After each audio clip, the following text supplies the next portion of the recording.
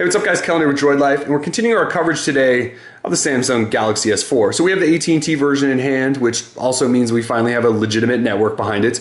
But what I want to do today is just whip through 20 or so tips and tricks for the device, some of which you may have known or you may have seen, some of which you may not have. Some of them are just general sort of Android navigation tips for the beginners out there.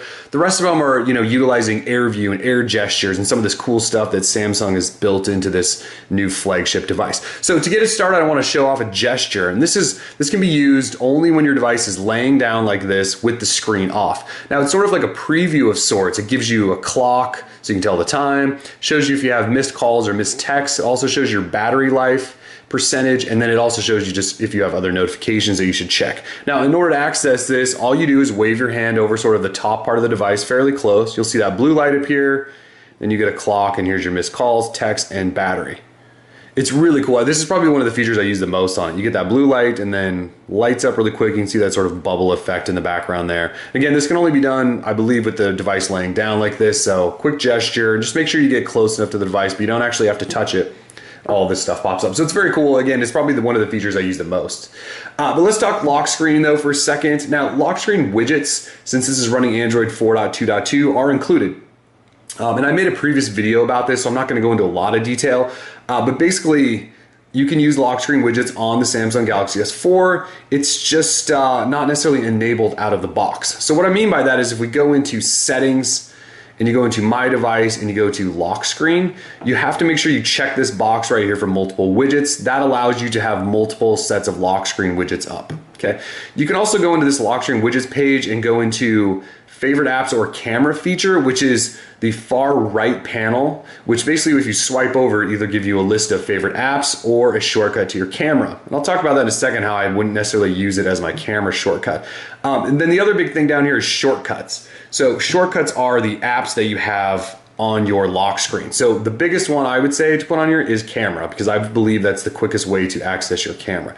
So let's back out of here again. Box checked, shortcuts on, lock screen widgets, you can change whatever you want in there.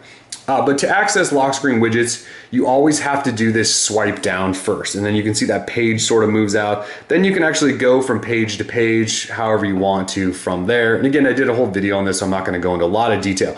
But what I was showing you with that shortcut swipe to the right for camera, to me, that's not the fastest way to get into your camera. So in order to access your camera, which is this page over here to the right, you have to first swipe down this, then swipe over, and it sort of does this animation and then gets you into your camera. Not necessarily the fastest way in my opinion. So this is sort of a little tip that I always try to tell people is put a camera shortcut down at the bottom. Just grab that and swipe it up. That's the fastest way to get into your camera. It saves you a few seconds, especially if you're trying to do something really quickly in your camera. I would say that's the best way to do it. All right, so now I just want to talk about a couple of just sort of general navigation tricks for Android if you're not aware of these. If you want to add or remove home screens, the easiest way is to pinch, and you sort of get into this UI where you can tap the plus and add as many home screens as you'd like. If you want to get rid of them, you just long press on one and then drag it up to remove and it goes away. Okay, this is sort of general knowledge. You can also grab these and rearrange them and sort of set them up if you like. You can also change one to be your default home screen if you like. There's this little home button sort of at the top of each card. And you can tap that, and now that is my default home. And I actually want it to be this one, so we'll change that. I'm gonna go ahead and remove another one of these if I can. Don't be too quick or it won't work every time.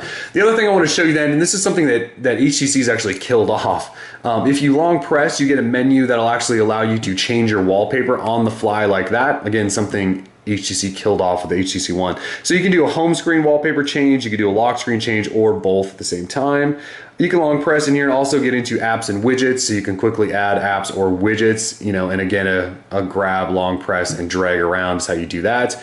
Long pressing also is the easiest way to make a folder in Samsung devices. So you can see I've got a couple of folders up here, and if I want to drag and drop an app to that, I can just do that. So it's the easiest way. You can't do the app drag on top of app drop to create a folder. You actually have to do it with either a long press here, or if you go into your app drawer and hit menu, create folder, that's another way to do it. Or you can grab an app from the drawer and go up and create folder. There's all sorts of ways. It's just not the easiest way that was initially built into Android. So those are just some general navigation tips and tricks. I want to talk about quick toggles for a second though. So in Android 4.2.2, Google added in a second page that essentially gives you quick toggles. So Samsung's taken advantage of that and listed out as many quick toggles as they could possibly think of. Now you can go in here and toggle on and off NFC and S-beam and screen mirroring and all that stuff. But if you don't want to go to that whole page, you can actually swipe across this and access every single one of those toggles. So you have quite a few. If you want to rearrange these, so if you swipe down your notification bar, you have 5 that appear at your sort of beginning screen. If you ever want to adjust those, you can do that. Just go over to this screen, then you'll see this little pencil icon, and you just go ahead and tap that, and then from here you can actually long press and drag and drop and swap these out. So then you can rearrange them to be, whatever you'd like. The other thing I want to point out here is I would always leave this box checked right here for brightness adjustment. So why you would do that is depending on if you're watching a movie or you go into Samsung's gallery where they always tend to really dim down the device, which I don't know why they do that, but they've done it on every single phone. You can quickly toggle on super brightness, low brightness. You can switch it back to auto. It's really a nice way to adjust brightness on the fly at all the time. All right, so let's talk about app drawer for a second. So Samsung's app drawer is pretty straightforward, but usually when you open it up out of the box, it's not alphabetized. Now it might be alphabetized, but then when you start downloading apps, it adds them onto the back of the list, and sometimes they can be hard to find. So I always recommend going in, hitting menu and going to view type and changing to alphabetical grid. Now you can change this to however you'd like, but alphabetical grid's my favorite. That's just a sort of side swiper that keeps everything alphabetized for you. If you want to hide unwanted applications, so for example, the AT&T version comes with all sorts of bloatware. So if you hit menu and go down to hide applications, you can go in here and checkbox everything that you want hidden. Now, if you hide something and want to access it later, you can hit menu again and go show hidden applications. You can see these are all the AT&T bloatware apps that I've actually hidden, but you could check those and hit done and it would show back up. So I want to make sure you're aware that you can hide applications without, some of these you can't uninstall. So there's a good way to just sort of tuck them into the background. All right, now let's talk about some of the cool stuff, right? Let's go into gestures, air gestures, air view, some of these really neat things that Samsung's done with their with TouchWiz. So in order to enable most of these, you need to go into settings and you need to go into the My Device tab. Now if we scroll all the way down to the bottom, you get this input and control section, and here you'll see motions and gestures, smart screen, air view, and voice control. So if we go into motions and gestures, I have turned on air gesture, which allows me to wave over my device and do things, which I showed you in the beginning with that quick preview of the clock. Motion allows you to, so say you have a contact up, let's actually go into this. Say you have a contact, you're looking at someone's contact, you can actually put the phone to your ear and it'll just make a call automatically. You don't actually have to hit the call button. It's kind of cool. I'm not a big fan of the motion ones, but I am definitely a fan of the air gestures. So in air gestures, you can do quick glance, and that's with the phone laying down, you can swipe over it. Air jump allows you to scroll through web pages using a gesture. I'll get to that in a second. Air browse allows you to jump between pictures and pages and things like that with gestures. All sorts of cool things that I'll definitely show you in a second. The other one down here is air call accept, which allows you to answer a call without actually touching your device. We'll show you that too. There's some other ones in there, but these are just the ones I wanted to show off today. So if we go into air view, this is where you can actually use your finger to, hover over things and show off some kind of cool things by using your finger, something only the Galaxy Note 2 can do with a pen. They've actually updated the screen technology in the Galaxy S4. You can now do it with a finger. So I've left in your information preview, progress preview, speed dial preview, and web page magnifier active in here. We'll try to show you as many of those as I can. So let's start first with air view. And I want to go back to the lock screen just for a second. Now this is just sort of a silly little trick. Now if I just hover my finger, you can see there's a little ball of light that's sort of following it around under there. Has absolutely no purpose other than it looks cool, but it's a trick you can always show off to your friends. Okay, so I'm gonna go ahead and unlock and get you guys out of there. Let's jump into the gallery, because the gallery definitely has some cool tricks to it. So if I go ahead and go into camera, actually let's go into this camera, you can go ahead and hover a finger over little thumbnails, and actually will show you a bigger picture without actually tapping to go into it. It's not incredibly practical, but it is kind of a cool little feature. So there's that going on in there. If we actually go into a picture, now this is where I want to show you an air gesture. So if you're looking at images, you can actually wave your hand over it and it'll change pictures. So you can just kind of thumb between pictures and it'll go both ways. So very kind of cool gesture stuff, especially if your hands are grubby or your phone's laying down, you don't want to touch it and you're showing somebody something. You actually don't have to be holding your device. It's very cool. So let's go ahead and jump into the browser now. Now, you have to actually use the Samsung browser, not Google Chrome. Okay, so if we go into the actual browser, load this up, you've got Droid Life in here. Okay, so if we're in here, and you can see I have 2 tabs open. So if I want to switch between tabs, again, I don't actually have to touch the device. I can just swipe over or swipe back and it'll get me in between tabs. Now, if I want to scroll down the page, I can actually just flip my finger up or down and it scrolls up and down, which is kind of cool.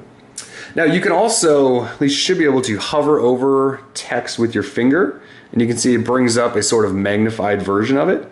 So you don't actually have to pinch to zoom to view text that's hard to read. You can just hover with your finger, which is always kind of cool. Another thing I always like about this air gesture is if you have a menu on a website, you can actually hover over.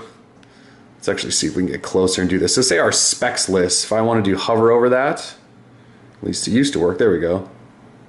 Nope, not necessarily working. I thought it used to work, at least on the Galaxy Note 2, where you could hover over that, it would actually drop down a menu.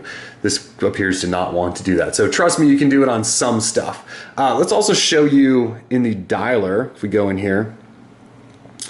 If you set up, what are they?